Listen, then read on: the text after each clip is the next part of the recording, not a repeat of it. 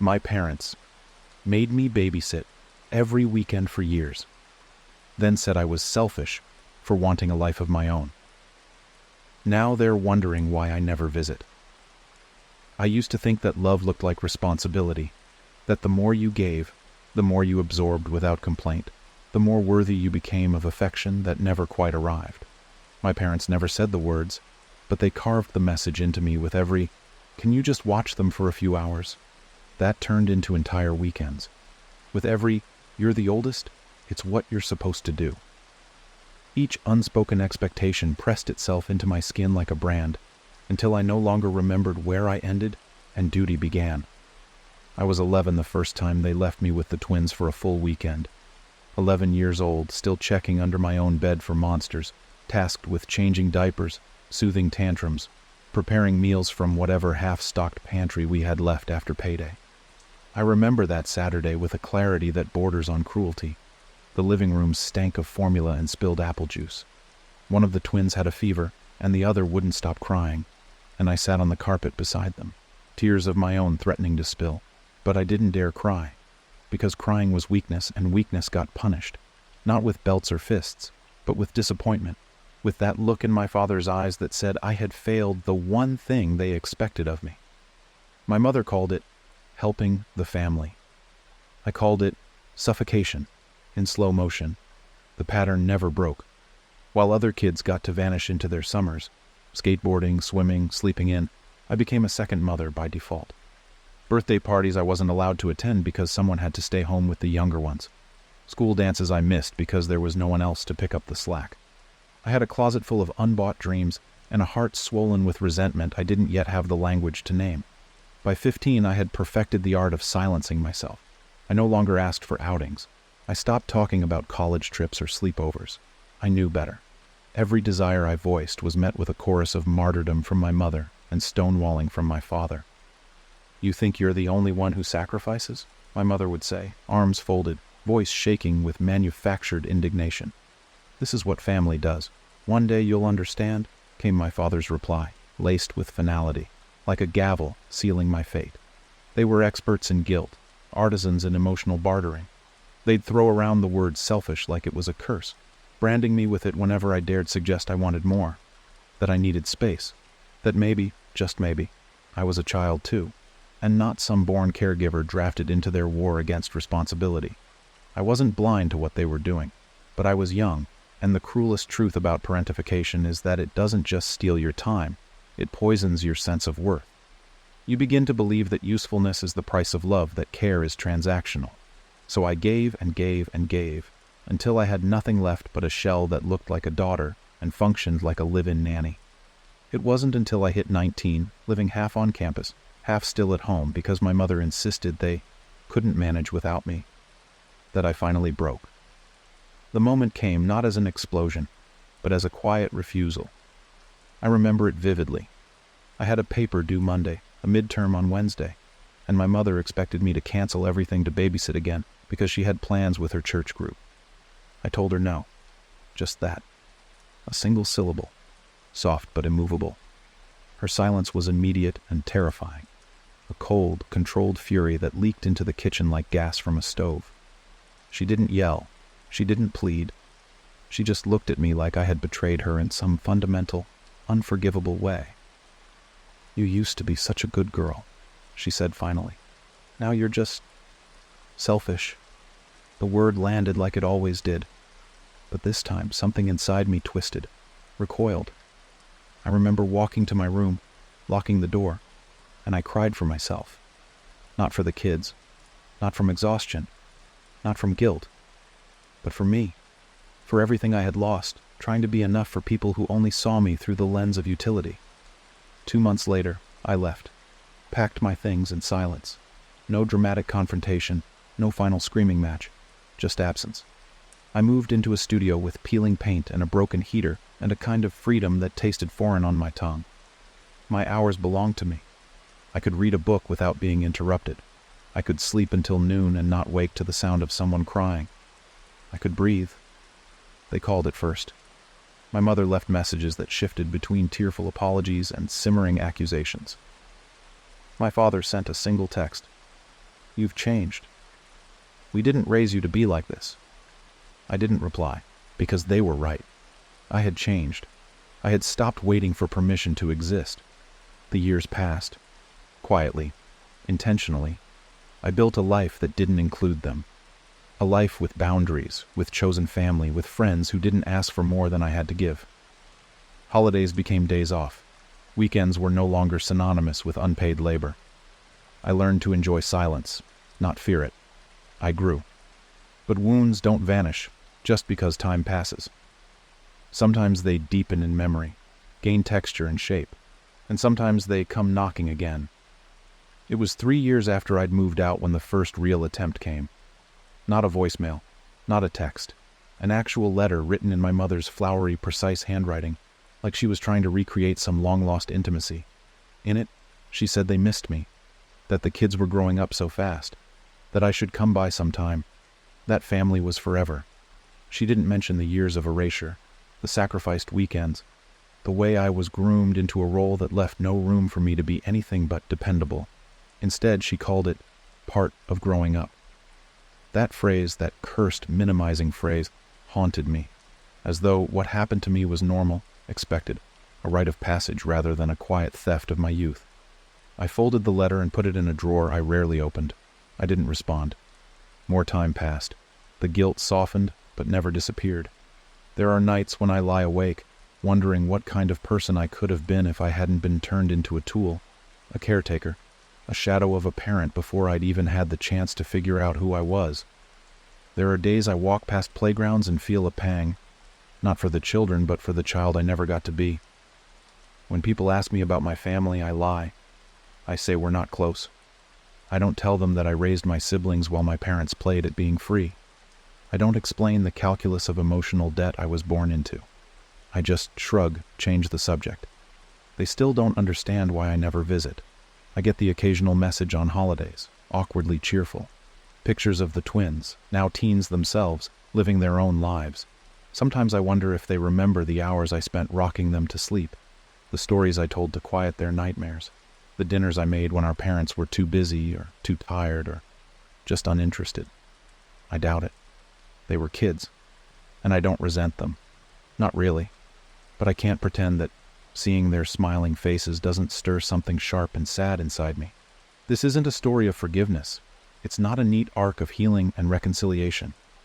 I'm not sure I believe in that kind of ending. This is a story of survival, of reclaiming time stolen, of learning that it's okay to walk away from the people who never saw you beyond your usefulness. They called me selfish, but selfishness, I've learned, can be sacred. It can be a reclamation, a refusal, a rebellion. It can be the only way to breathe again after years of drowning in the expectations of others. And no, I don't visit, because I remember every single thing. Time, I've come to realize, doesn't erase the past. It doesn't even dull it, not really. It just buries it under layers of newness. New routines, new addresses, new people who know you only as you've allowed yourself to be rebuilt.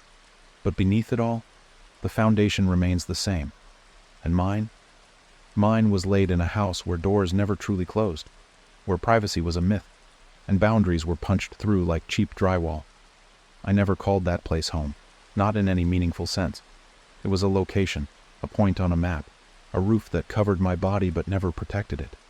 A house full of noise, of responsibilities masquerading as love, of silences that screamed louder than any argument. I still remember the sound of my mother's sighs, heavy, calculated things meant to convey 1,000 accusations without ever speaking a word. Or my father's retreat into his newspaper, TV remote in hand, eyes pointed anywhere but at me, indifference dressed as discipline. They treated my compliance as natural, not earned. I wasn't thanked when I cleaned up after the twins, or when I managed dinner for the whole family with whatever scraps we had left at the end of the week. I wasn't praised when I sacrificed school functions, after-class hangouts, and the start of a social life I desperately craved. No, it was just assumed. As if I was born not from the desire to love a child, but from the need to create a live-in servant who couldn't unionize or leave. And still, I tried to be good, not out of love, but out of necessity. Because goodness was the only currency I had. I figured that maybe if I performed well enough, they'd see me. Not just as the eldest sibling, not just as the girl who could handle it, but as a person with her own orbit, her own dreams.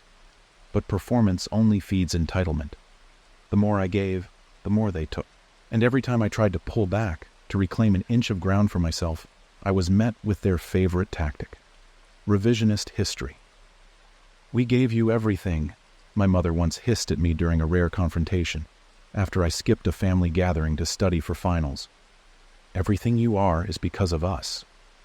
I remember standing in the hallway, back pressed against the cracked paint of the wall, thinking how violently wrong that was. I wasn't anything because of them. I was everything in spite of them. Every drop of ambition I had nursed in secret, every ounce of self-worth I'd carved out of the stone of their neglect, was mine, earned through endurance, through solitude, through the refusal to be erased. But trying to explain that to them was like screaming into the wind. They didn't want to understand. They wanted the performance back, the obedient daughter, the built-in backup parent, the reliable caretaker who didn't ask for days off. When I stopped playing the role, they acted like I had betrayed them. I've heard that family is supposed to be where you're safe to fall apart, a shelter, a hearth. I don't know what that feels like. My family was a stage, and I was the understudy forced to go on when the leads decided they were tired. They never asked if I was tired. I don't think the thought even occurred to them. Years after I moved out, after I carved space between me and their demands like hacking a path through a jungle, I still struggled with simple things. Saying no, for instance. It felt unnatural, even dangerous, like I was breaking a code embedded in me since birth. I flinched at sudden noises, felt shame for taking time off work, couldn't enjoy a quiet weekend without the nagging sensation that I should be doing something useful, that I was wasting time by merely existing. I didn't realize how deep it went until I started dating. The first person I let in, truly in, asked me once gently why I apologized every time I made a request. We were standing in line for coffee. I had asked if they could grab napkins while I found us a seat. And when they smiled and said, "Of course," I reflexively said, "Sorry, I should have done it myself." Their brows furrowed. "You didn't do anything wrong." That moment cracked something open. It made me realize how thoroughly I had been conditioned to see myself as a burden, how even the smallest ask felt like an imposition, a crime that required preemptive repentance. It took years, literal years, to unlearn that, to believe that love didn't require servitude, that being cared for wasn't a weakness, that I could say, "I can't do this right now," and not be punished for it. I had to teach myself that boundaries weren't betrayals, that solitude wasn't selfishness, that I could want things just for me, not for how they served someone else. Meanwhile, my parents kept reaching out, sporadically, emails with clipped greetings, texts with pictures of birthday parties I wasn't invited to. Once my father called and left a voicemail. His voice was hoarse, deliberate. "Just wondering how you're doing," he said. "We don't hear from you anymore." There was no apology, no acknowledgement, just the echo of absence framed as my fault. It's funny, in a bitter kind of way, how they frame my distance as coldness, as if they didn't build the glacier themselves, as if they didn't engineer my departure with every ignored plea, every chore handed down like divine commandment, every time they weaponized family to silence my needs. They act bewildered by my absence. But the truth is, I gave them everything I had for years, every weekend, every moment of quiet I could have had for myself. I gave them my adolescence, my privacy, my budding identity. And when I asked for the smallest slice of my own life, they called me ungrateful. I think they imagined I'd always orbit them, that my usefulness would tether me to them indefinitely. They never prepared for the possibility that I might choose freedom, that I might walk away and not look back. But I did, and every day since has been an act of healing, of reconstruction, of becoming someone who exists not in service of others, but in pursuit of her own peace. There are still echoes, memories that crawl into my bed at night, whispering in my ear like ghosts. The time I cried in the laundry room because I'd missed a school trip I'd saved up for, all because the twins had a cold and my parents decided I was more replaceable than their Friday night plans. The birthday I spent cleaning vomit and broken toys instead of celebrating with friends. The years of being told that wanting anything outside the family was a betrayal. Those echoes don't fade. They just become part of the architecture of who I am. Now, I live in a space that is mine, truly mine, not just in the legal sense, but in the emotional one. The walls are quiet. The air isn't heavy with unspoken demands. I cook for myself, and the food tastes better because I'm not gulping it down between tantrums or cleaning sessions. I sleep uninterrupted and dream not of escape, but of creation, of futures I choose. Sometimes I wonder what they tell themselves about me. If they paint me as the estranged daughter who turned her back on family. If they spin stories where they did their best and I just broke. It's easier to rewrite history than to sit with the truth. And the truth is this. I left because staying meant annihilation. Because I didn't want to grow old and look back at a life where every chapter was written by someone else's hand. They say I don't visit, that I've changed. They're right, but I had to, because staying meant disappearing, and I refused to vanish for anyone ever again. There's a specific kind of loneliness that grows in you when you're surrounded by people but never really seen. Not neglected in the way that leaves bruises, no, but in the way that leaves emptiness. A subtle kind of erosion, like wind wearing down stone over the years until it becomes something else entirely. I was sculpted by absence, not just of affection, but of attention, of validation, of the smallest acknowledgement that I was something other than a tool to be wielded in service of someone else's comfort. My parents were masters of omission. They never said, "We don't love you," but they never said they did either. At least, not without strings. Affection was always bartered, never offered freely. Their praise, if it came at all, was a transactional whisper attached to labor. "You're such a good helper. What would we do without you?" Phrases that seem sweet if you don't look too close. But I did. I had to. And I learned early on that being good meant being invisible, silent, uncomplaining. They called it family duty. I called it quiet servitude. Even now, years later, I sometimes wake up in the middle of the night with phantom guilt clinging to me like second skin. It's absurd. I'm in my own apartment, in my own bed, wrapped in my own silence. But part of me still expects a knock at the door, a crying child, a demand. I've lived longer outside that house than I ever did inside it, and still, my body remembers. Muscle memory trained in the crucible of forced responsibility. There's a ritual I've built for myself to combat those nights. I light a candle. Just one. Small, warm, flickering. I sit by it with a book or a blank journal and I remind myself, you are not a servant. You are not a utility. You are not their keeper anymore. It sounds dramatic maybe, but when you've spent your formative years being told, both directly and indirectly, that your worth hinges on what you do for others, reclaiming your autonomy is an act of defiance, a quiet revolution that plays out every day in how you choose to live. The last time I saw them was almost 5 years ago. It wasn't planned. I was in the old part of town for a work project, passing by the grocery store I used to be sent to every Sunday with a wrinkled $10 bill and a list that always exceeded the money. I stepped in, more out of habit than need, and that's when I saw them. My mother first, her hair more gray than I remembered, but her posture as rigid as ever, like the years hadn't so much aged her as calcified her. She was standing in front of a shelf of canned goods, comparing labels with the same meticulous, joyless precision she used to inspect my report cards. And next to her, my father, thumbing through his phone with the practiced disinterest of someone used to being waited on. I should have turned around, left, pretended I didn't see them. But something in me, curiosity maybe, or the sick pull of old wounds, kept me frozen. She noticed me before he did.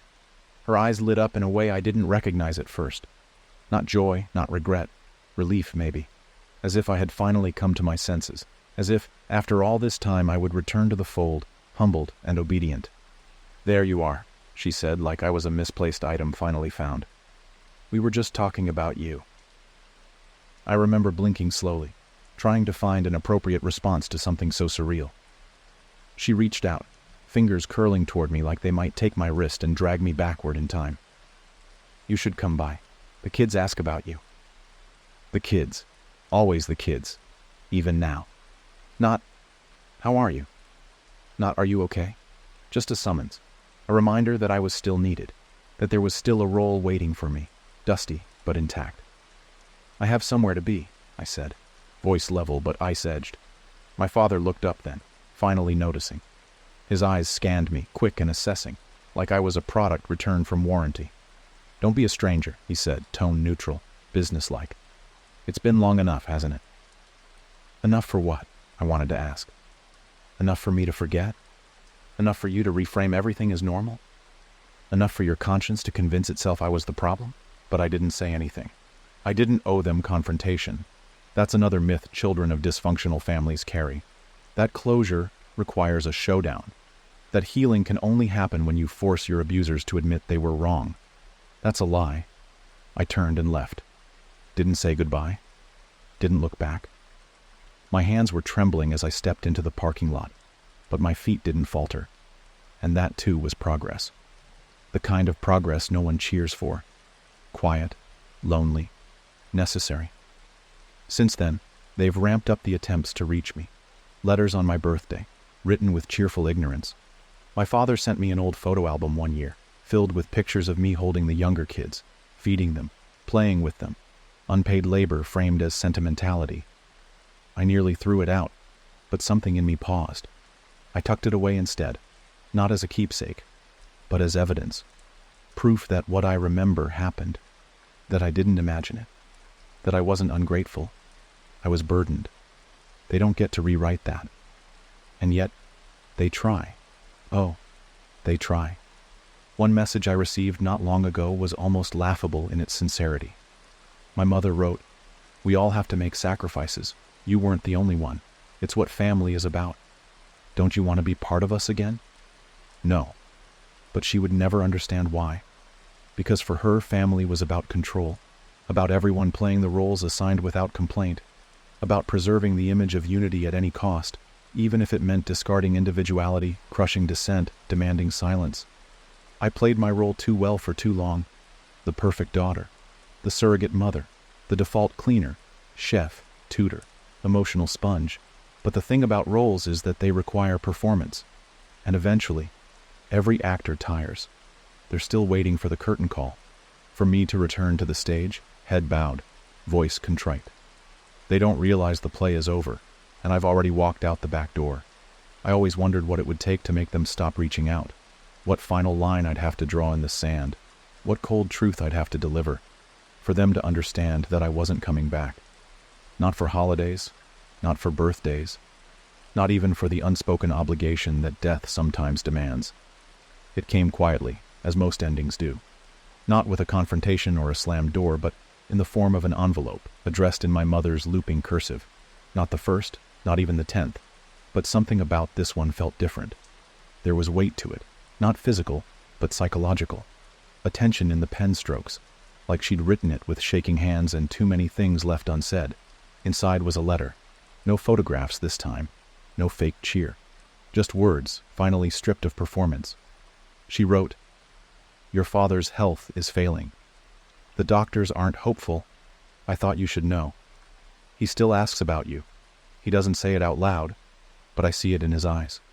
I know you're angry, but this is your chance to come home."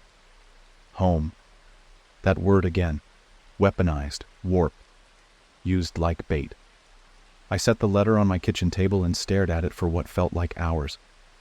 The apartment was quiet except for the low hum of the refrigerator, the occasional murmur of traffic outside.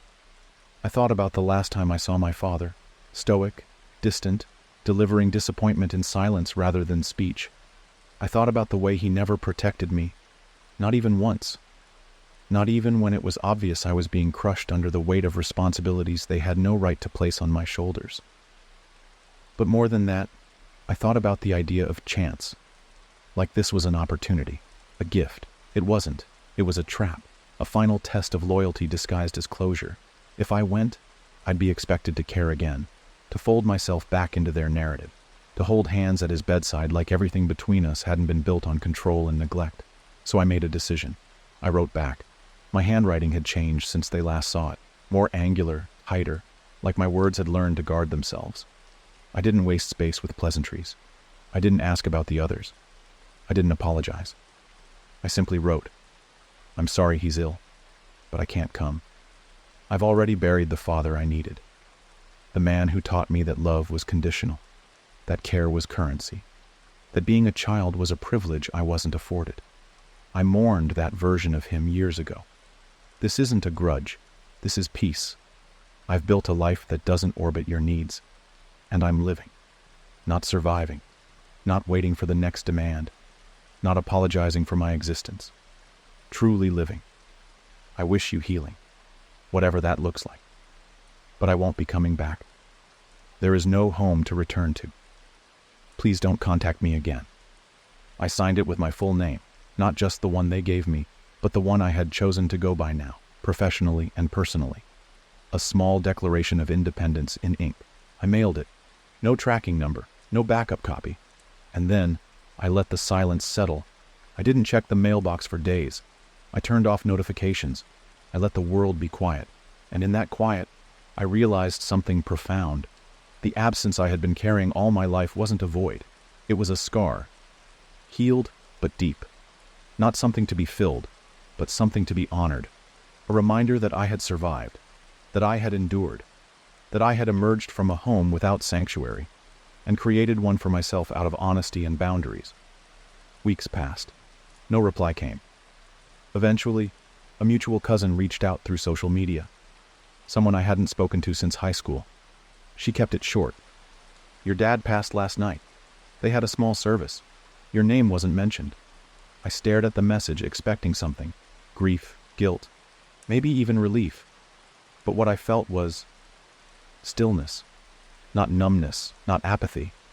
Just a deep, quiet stillness. The kind that comes when a long, unfinished story finally closes. He was gone. And I had nothing left to say. I didn't cry. I didn't visit the grave. I didn't light a candle or write a eulogy no one would hear. I made tea. I opened the windows. I let the light in. In the following months, the messages stopped. My mother didn't write again. Maybe she understood now. Maybe she'd finally seen the door I'd closed, and understood that it wasn't locked from pain, but from preservation. I was no longer the daughter she could summon with guilt. I wasn't the unpaid caregiver. I wasn't the backup parent. I wasn't the sacrificial eldest who could be folded into the background of their lives whenever it was convenient. I was a woman. Whole. Separate. Unapologetic. And I had no space for ghosts. Years later, I would occasionally pass a mirror and catch a flicker of her in me. The way my mouth tightened when someone asked for too much. The way my shoulders squared when I sensed emotional manipulation. But I no longer hated those reflections. They were reminders, not of her power over me, but of mine over myself. I wrote about it, eventually. In a journal first, then in essays, then in a quiet memoir that found its way into hands that needed it. Readers wrote back, said they saw themselves in my words, said they thought they were alone in that kind of grief. They weren't. None of us are. There are more of us than the world likes to admit. Children who were never children, adults who had to teach themselves that love without freedom is just another form of control. People who broke the cycle not because it was easy, but because survival left them no other choice. The past didn't vanish. It never does. But it stopped dictating the terms of my future. And in the end, that was enough. No, I never visited. Not because I was cruel, but because I chose, finally, to visit myself. The version of me that had been buried under years of expectation, waiting to be seen. And I found her.